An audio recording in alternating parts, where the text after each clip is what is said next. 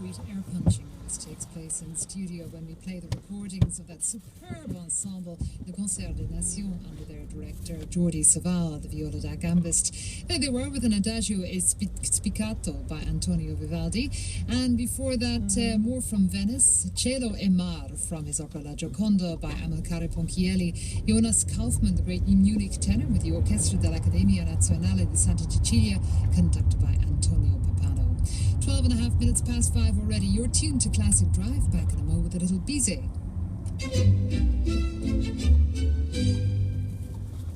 Time for an upgrade? At Carphone Warehouse, we've got some great value bill pay offers on top-selling handsets. We compare the widest range of networks, phones and offers so you don't have to. This week, get the Samsung Galaxy S6 with an unbelievable 20 gigabytes of data with no upfront cost for just €49.13 per month on a 24-month contract. For more great bill pay offers, go in store and online today. Carphone Warehouse. We compare, you save. Network prices may vary. Have you ever walked past a building and wondered what was inside? The 10th annual Open House Dublin, October 14th to 18th, is opening Dublin doors and inviting you to experience firsthand the homes, buildings and architecture of the city. For details of free Open House Dublin building tours, walks, exhibitions and workshops, visit openhousedublin.com. That's openhousedublin.com. Brought to you by the Irish Architecture Foundation. RTE, supporting the arts.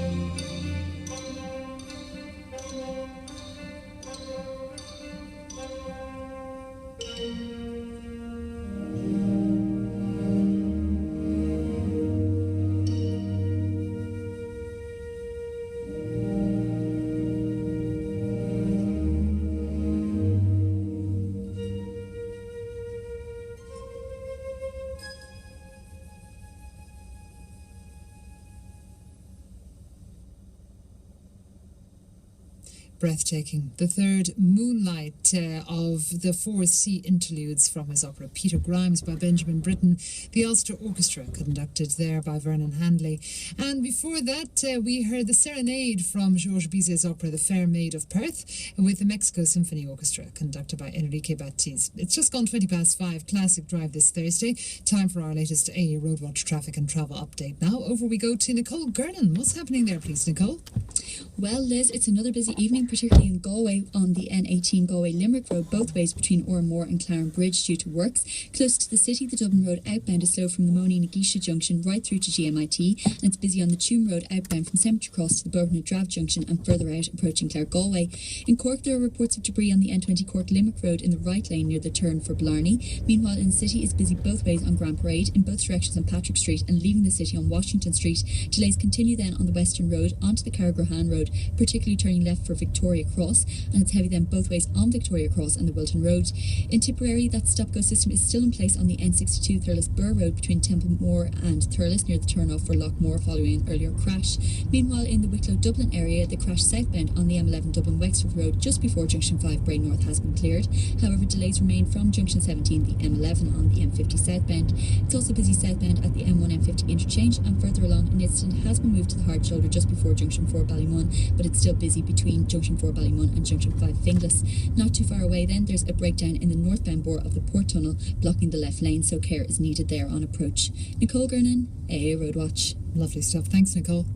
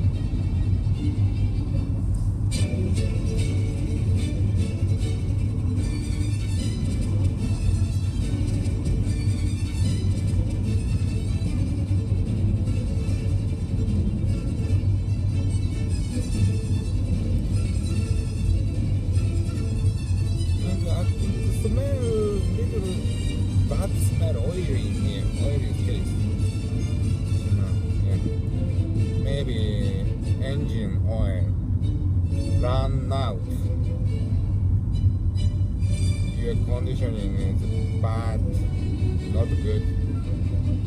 Conditioning support is not good. How can do that?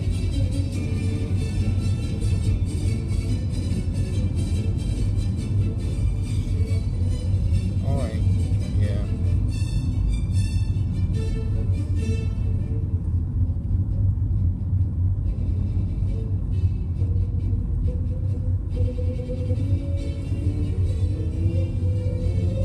No way. Yeah. I can drop in Daniel, our carrier pro. Must I, went to petrol station to check inspection. Yeah. It's alright? Yeah. Alright. No problem? Yeah. Bye now.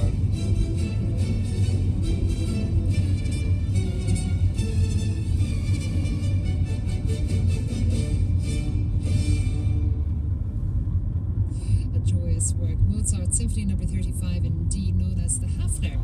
The Hafners were childhood friends of the Mozarts, and that work was commissioned to celebrate the elevation of one of their members to the nobility. Mozart was pressed to compose this work at a breakneck speed when he had loads of other things going on. Anyway, shoved it off in the post if you like. The thing was performed while he was away on composing other projects. Later on, he asked for the score to be sent back to him, and to his own embarrassment, he couldn't recognize his own work. He'd composed it so fast. Anyway, certainly doesn't show any signs of haste. The fourth presto movement in all its brilliance, performed there by Orchestra Mozart and the late great Claudio Abbado. 26 minutes past 5 on Classic Drive. Another little work here inspired by Mozart.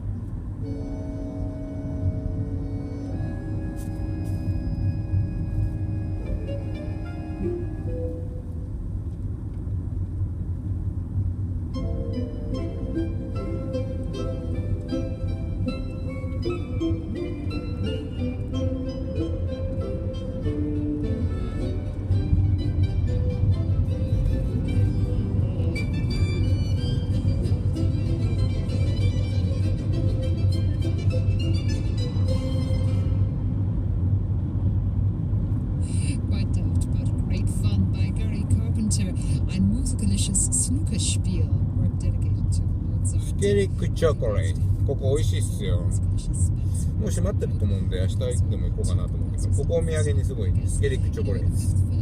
なかなかデリシャスですよ。Liz Nolan with you. We'll have the company of Luke Clancy and Co. in just over 10 minutes for Culture File. Tonight it's over to classical piano prodigy turned jazz star Willem Singcott, talking about jazz, classical and what lies in between. And of course great music to boot. Get in touch if you like. 51554 is our text, or email liz.lyricfm@rte.ie. RTE News headlines follow in just a moment.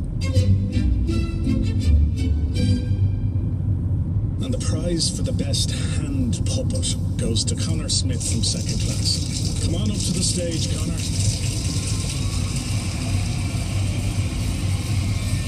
Isn't it nice to get more than you expect? Switch to SSE Electricity, and as well as saving up to €280 on your home energy, you'll also receive a free gas boiler service worth €79 when you switch online. For eligibility and full terms and conditions, visit sseelectricity.com. SSE Electricity, proud to make a difference. A lot of the time, we don't give much thought to the truly reliable things, like a pair of wellies on a rainy day. This is because you only appreciate the reliable things in life when you need them. You can't At 123.ie, we provide reliable insurance every day. 123.ie, insurance you can count on. 123 Money Limited Trading as 123.ie is regulated by the Central Bank of Ireland. この辺がね、スケリックマイケルがすごい綺麗に見えるところなんですよ。ちちょっと時間過ぎちゃったんだけど、非常にここスケリキマイケル綺麗に撮れるところがあるんで停車いたします。まあもう気温13度ぐらいなんでね、ちょっと上陸しようとは思わないよね。まあボート自体が行ってないけど、やっぱ9月までですかね、スケリックマイケルのとこは。夏がやっぱ一番いいんじゃないでしょうか。6月、7月、8月っていうところですかね。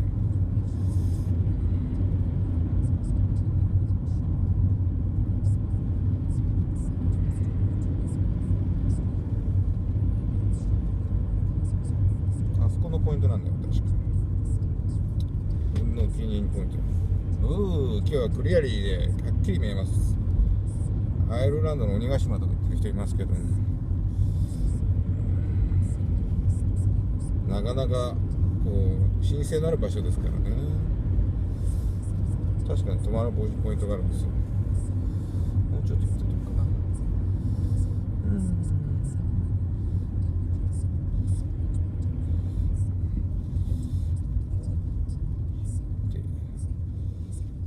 停車します。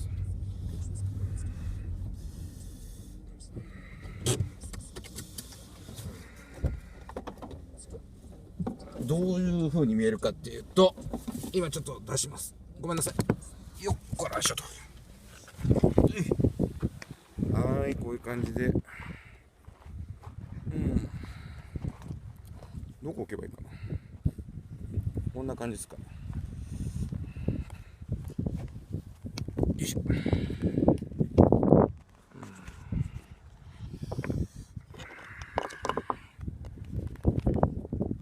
こういう感じです。綺麗でしょ。ライブです。やっぱいいとこですよね。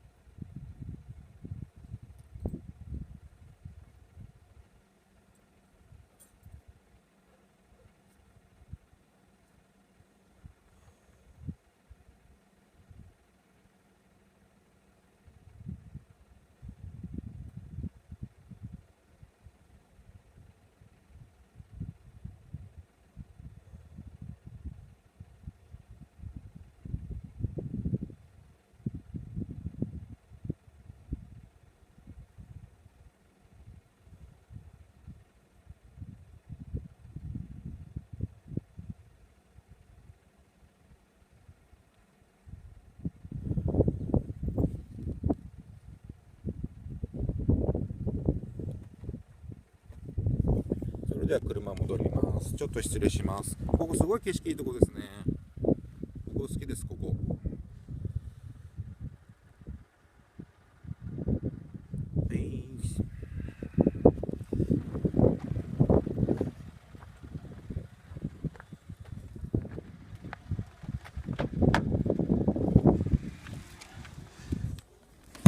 よいしょと、よいしょと、セット。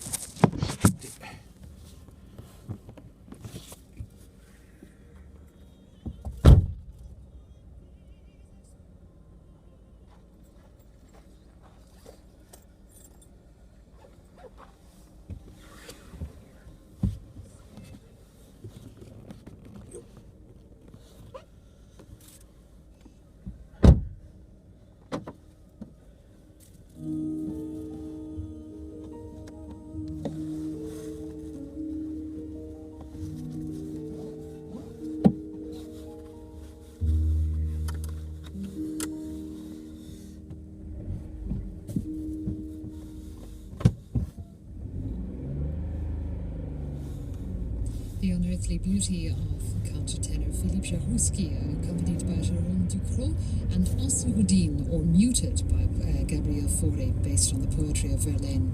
It's on Classic Drive. Time now to hand over the reins to Luke Clancy and Culture File. This time on Culture File, a walk in the park with Gwilym Simcock.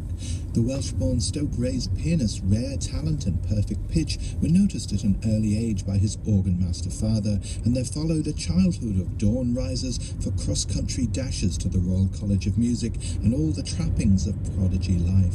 Simcock, who's playing in Galway later this month, sidestepped a classical career for jazz improvisation, and I took a walk with Gwilym Simcock in the bustling environs of London's Borough Market to talk jazz, classical, and what lies in between.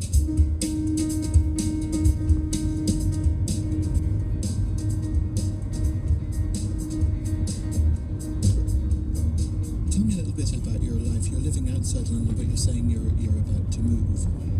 I live down here in London, and I do a lot of commuting up to the north of England, sort of Stoke-on-Trent, Manchester area. I do a lot of work with Mike Walker, who's a wonderful guitarist. We have a band together called The Impossible Gentlemen, and as we speak now, I'm just in the process of finishing off our third album as a band. We're very excited about it. It's a quartet with two great American musicians, Steve Rodby, a great bassist, and Adam Nussbaum on drums.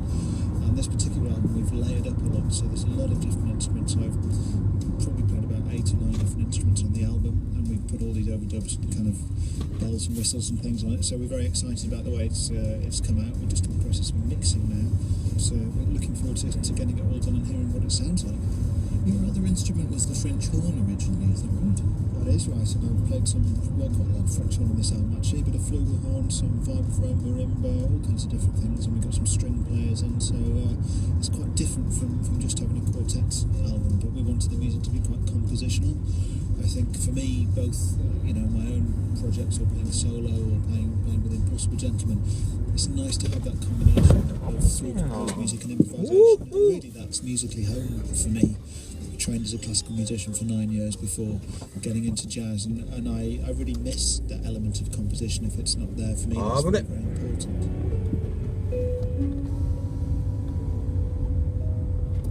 Very dangerous.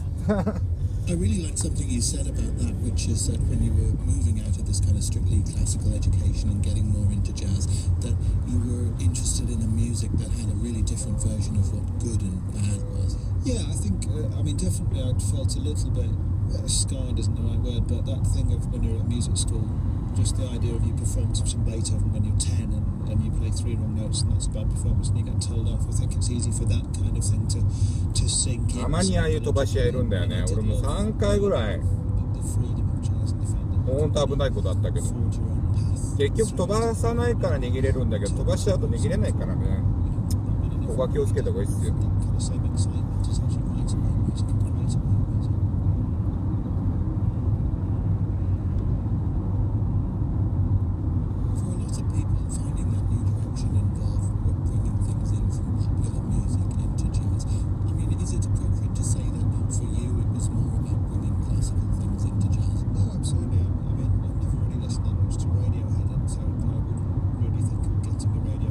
Turning it into jazz, even though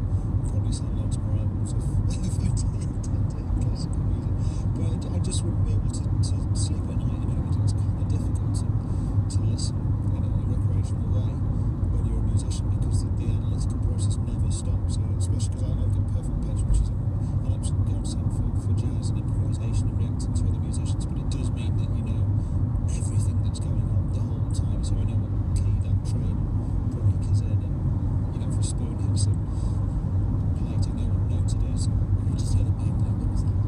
I was listening to the breaks on the train actually, which is a bit of a B and a B flat, but all that kind of goes on all the time really, so it's quite difficult to find a way of switching off from that. But if I do, so if I'm driving around, I'll probably listen to Stevie Wonder, Steely Dan, Jaco Pastorius, Michael Jackson, things like that just feel fantastic and have such a beautiful heart and soul to them. Over the last few years, I've certainly started writing a lot more standalone classical music that doesn't even have an element of improvisation, and then that's quite a challenge in a way, because you feel like you're into a different sphere then, a different league of music, and your music gets compared in a different way to different things than when you're coming to it from more of a jazz world. And that's something which I think is a long journey for me, and something that I really aspire to. And writing orchestral music especially is something that for me is like the holy grail of musicianship, to be able to write successfully for orchestra.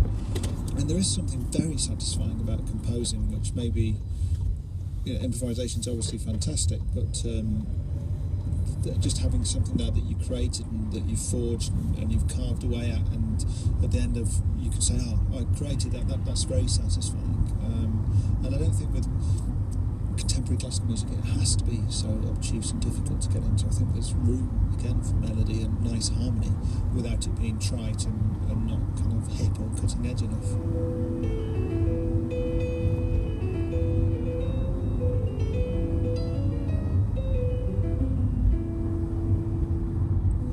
So what will you be doing in Galway? What are you bringing to Galway?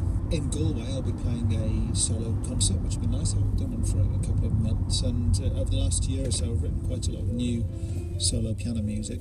So it's quite nice to be playing that in a little bit, and I've hopefully sort of moved on a bit more in a psychological way in terms of approaching solo piano, because when you play with a band, it's fantastic because you're there with your mates and it's communal music making, and really that for me is what jazz is all about. It's very interesting when you're on your own because it's a different psychological process. You're relying on your own ideas, which for me is far less satisfying than playing off other people's ideas in a band. So you have to kind of create that energy and the freedom and the spontaneity by yourself, and you're very aware that you're in a room full of people who are there listening to you, so that connection with the audience I think becomes even more important than it is when you're with a band. But I'm hopefully, like the last couple of years, I've felt a bit more comfortable within my own skin, a bit more than I was in the past, in terms of just being able to go out there and do it and not feel inhibited about worrying about playing wrong notes and all that kind of nonsense which goes on or can go on in your head. The music that I've been writing over the last year is a lot more, not open as I'm totally free, but I've tried to create some more spaces in the music for me just to go off at a bit of a tangent, because actually those are the moments that I think that really connects people when you're an audience member, when you can follow the arc, the narrative of the music. I know that when I'm an audience member, that's what I really look for, is am I being taken on a journey? Am I being kind of emotionally dragged to a different place? And if music doesn't do that, then it's a lot harder to connect to as an audience member. So really that thing of engaging the audience and sort of allowing them into the music is absolutely paramount for me.